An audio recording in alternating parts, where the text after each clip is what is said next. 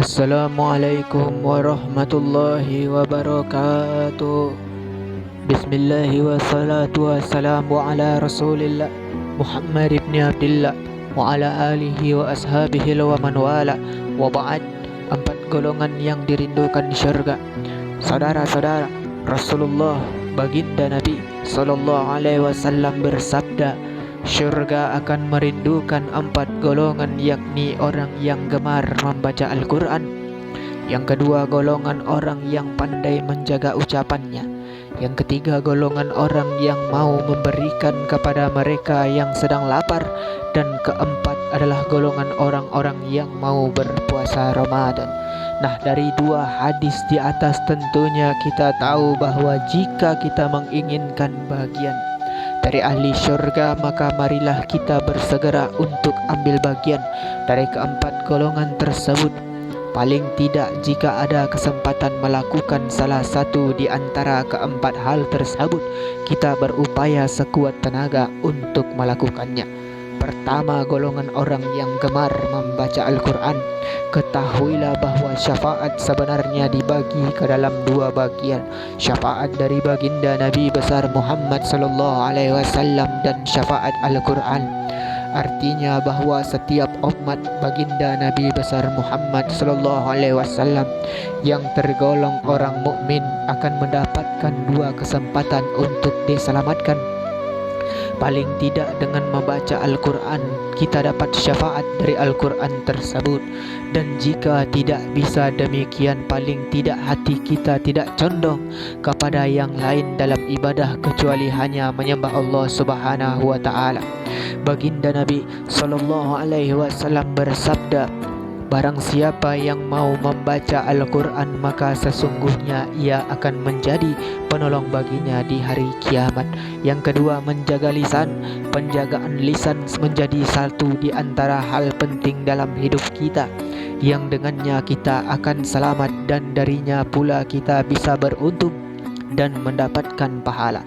Lisan yang baik adalah ketika ia berkata-kata, yakni dengan kata yang penuh dengan ibrah, santun dan penuh dengan ajakan kebajikan, serta jauh dari ghibah, fitnah, menggunjing dan berbohong.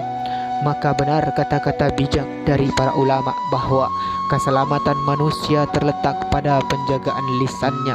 Baginda Nabi sallallahu alaihi wasallam bersabda, Rasulullah yang dinamakan seorang muslim adalah jika ia mampu menyelamatkan saudara muslimnya dari ucapan buruk dan dari tangan-tangan mereka. Lalu ketiga, memberi makan orang yang lapar. Maksudnya bahwa barang siapa yang mau menyisakan sebagian hartanya guna membeli sedikit makanan untuk saudaranya atau orang-orang yang sedang kelaparan, maka syurga akan merindukan orang yang seperti ini.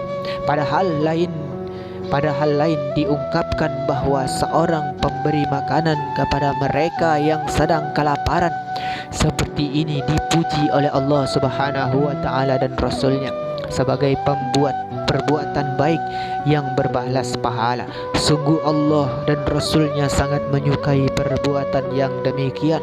Kedermawanan seperti itu walau seolah sepele, namun berat timbangan kebaikannya kelak di akhirat. Dalam hal ini baginda Nabi sallallahu alaihi wasallam bersabda, seorang yang dermawan akan dekat dengan Allah, dekat hati manusia. Dekat di hati manusia didekatkan dengan syurga dan jauh dari api neraka. Sebaliknya, orang yang bakhil akan jauh dari Allah, jauh dari manusia dan jauh dari syurga, serta dekat dengan siksa neraka. Na'udzubillahi min dzalik. Yang keempat, orang yang berpuasa Ramadan, bahwa maksudnya setiap hamba Allah yang mau berpuasa Ramadan, ia akan mendapatkan berbagai macam keistimewaan, tak terkecuali pahala yang berlipat dari satu kebaikan yang ia kerjakan di bulan ini. Hal tersebut mengingatkan bahwa bulan Ramadan adalah sebuah bulan yang memiliki ribuan keistimewaan dibandingkan bulan-bulan yang lain. Di antaranya seorang yang mau menyambut bulan ini dengan keceriaan dan sukacita saja, kelak di hari kiamat Allah akan haramkan mengharamkannya dari siksa api neraka. Yang kedua, bahwa seluruh aktivitas positif yang dikerjakan selama berpuasa di dalam bulan Ramadan ini, pahalanya akan diberikan berlipat ganda dibanding pada bulan-bulan yang lain.